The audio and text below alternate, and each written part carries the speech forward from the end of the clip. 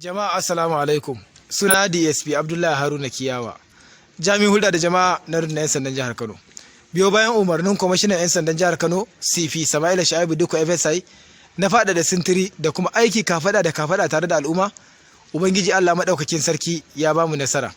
Ranar 29 ga watan uku na wannan shekara ta 2021 da misalin karfe 2:30 na dare mun samu rahoto daga wani bawan Allah da ke zaune a unguwar Maidile a nan Kano akan cewa 'yan fashi da makami sun shiga gidansa da bindigogi da sauran makamai sun kwaci kayayyakinsa sannan kuma sun yi fashin motarsa Ford ja, wanda bayan samun wannan korafi kwamishinan 'yan sandan jihar Kano CP Sama'ila Sha'ibu Dukko FSI ya tada 'yan sandan Operation Puff Ada wato kankace kwabo, wanda Allah Ubangiji madaukakin sarki ya bamu nasara muka fara kama waɗannan wato mutane guda 4.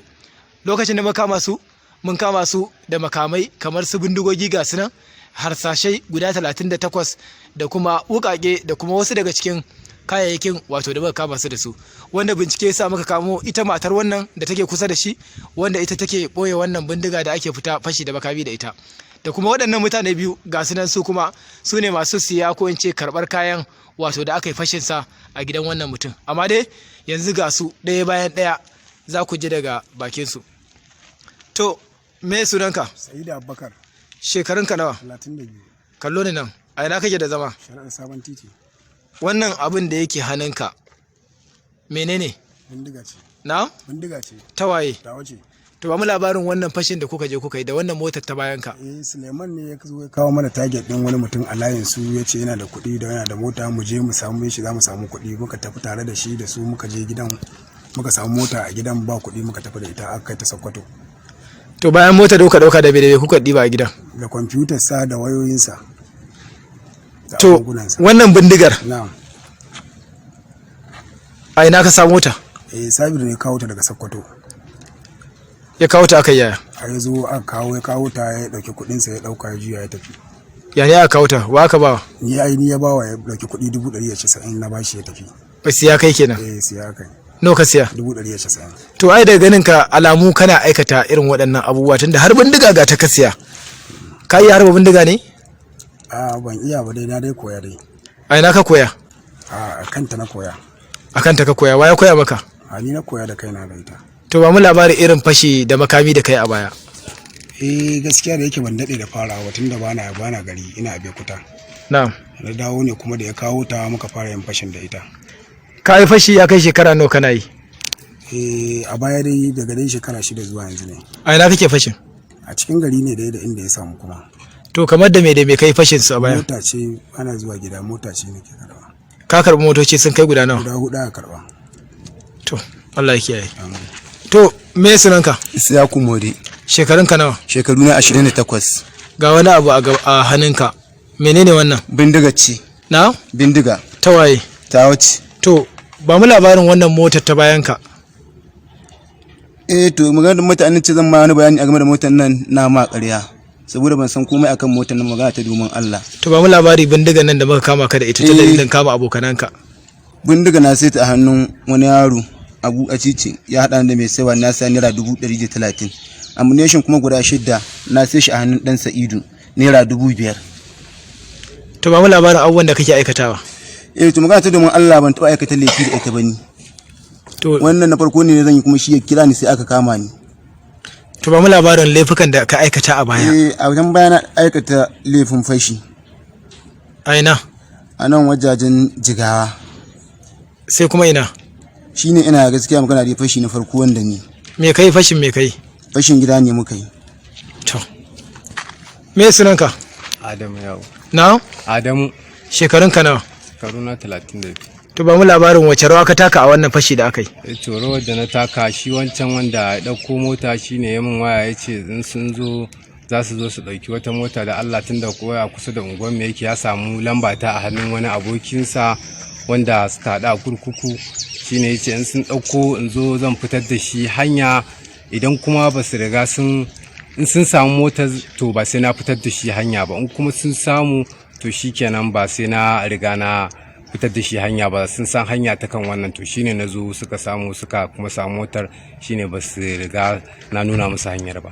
To ba mu labarin irin laifukan da ka aikata a baya. To gaskiya ni ba ina da sana'a ban aikata wasu laifuka ba da yawa, amma dai hakikanin gaskiya shine sai dai kamar abin da bai wuce waya ba haka. Ban gane ba. Handset. Me kake? Kamar handset haka idan an samu haka ko kuma an tsinta gaskiya kan ba akan sai da ita. Shine dai babban laifi. Allah ya kiyaye. Kai kuma me sunanka? Sunana Suleiman Jafar. Na'am? Sunana Suleiman Jafar. Shekarunka nawa? 24.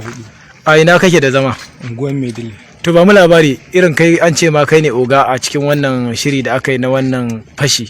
Ba mu labari. Labarin yanda ya faru, yanda aka zo aka dauki wannan motar, mun haɗu da ɗan Sa'idu. Ba mota ba, fashin da aka yi. Ya kuke da wanda aka yi fashin? Maƙwabcinmu ne. To waya ba da aikin? Ni na baya. Ba mu labarin ya aka yi. Yanda aka yi, akwai abokin ɗan Sa'idu, shi kuma muna tare da shi, sai suka haɗu, sai suka kira ni suka ce in zo mu je unguwarmu in nuna gidan da za a shiga a samu mota da kuɗi. Sai muka je da su, na nuna musu, da daddare suka shiga gidan, aka karɓi mota, aka shiga gidan da daddare aka karɓi mota da laptop da waya da agoguna. Kai ka taba shiga gidan ne? Ni ban taba shiga ba, na dai aiki, sun ban aiki a layin, na ya aiki. Waye baka aikin? Yan layin ne.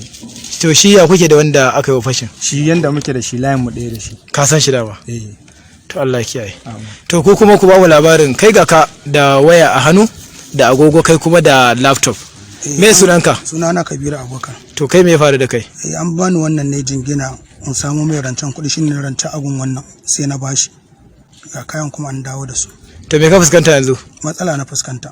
To me yasa tun baya baka tsaya ka kiyaye ba har ka zo ka fada matsala? Wallahi azalce. Kai kuma fa? Suna Ibrahim Hassan. Shekaru? 27. To ga ka da wata kwamfuta a hannunka, ba mu labarin wannan kwamfuta da aka yi ta zo hannunka. Kabiru ne ya zo ya rukuda gona 17,000 sai ya bani jinginarta. Kana karɓar jingina dama? Ai saboda makoci na kasuwa mun fa shekara 10 da shi, kuma ban taɓa sanin da wata gugan har Allah bai samu har ɗauki kuɗa na bashi. To yanzu me ka fuskanta? Na fuskanci kalubale kuma Allah da ka ba sake faruwa da ni ban Allah da zan kiyaye biyar Rasulullahi. To saurake me sunanki? Sunana Zainab Abubakar. Shekarunki nawa? 20. Ya kuke da wannan na tsayen? Mai gidana ne. Na? Mai gidana ne. ƴaƴanku nawa? Yaran mu ɗaya ne. To ba mu labarin, ga ki a Banfai, me kika yi a kawo ki nan? An samu bindiga ne da ammunition a cikin ɗaki na. Wannan shine gaskiya abin da na sani. To me ya faru, bindigar da ammunition din nawaye? Nashi ne, na mai gidana ne. Me yake da shi? Harka fashi suke yi. Ko kin sani? Gashi suna faɗa yin labarai. To yayi shekaru nawa da wannan bindigar a gidanki? Ban sani ba. Wannan shine gaskiyar lamari. To alhamdulillah, kamar yadda kuka gani, yanzu haka dai kwamishinan 'yan sandan jihar Kano CP Sama'ila Shaibu Dukko FSI na garin na kowa ya sa an dawo da su babban sashen binciken manyan laifuka da ke Banfai, wanda da zarar mun kammala bincike za mu gurfanar da su a gaban kotu kamar yadda doka ta zanar. Allah ubangiji ya kare mu daga sharrin su. Kai kuma amin kuke cewa? To alhamdulillah, bayan kokari da kai na kawo korafi a cikin gaggawa bayan wannan fashi da makami da aka yi a gidanka, aka dauki wannan mota taka wato kirar Ford, sannan kuma da wasu kayayyaki naka, gashi a cikin ikon Allah an samu nasara.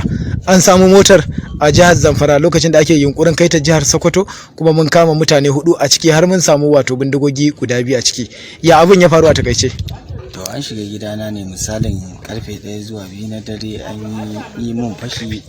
An shiga gidana misalin karfe 1 zuwa 2 na dare, an nuna min bindiga da wukake, an karɓa min mota, kwamfuta da wayoyina da ta matata da dai sauran kayayyaki.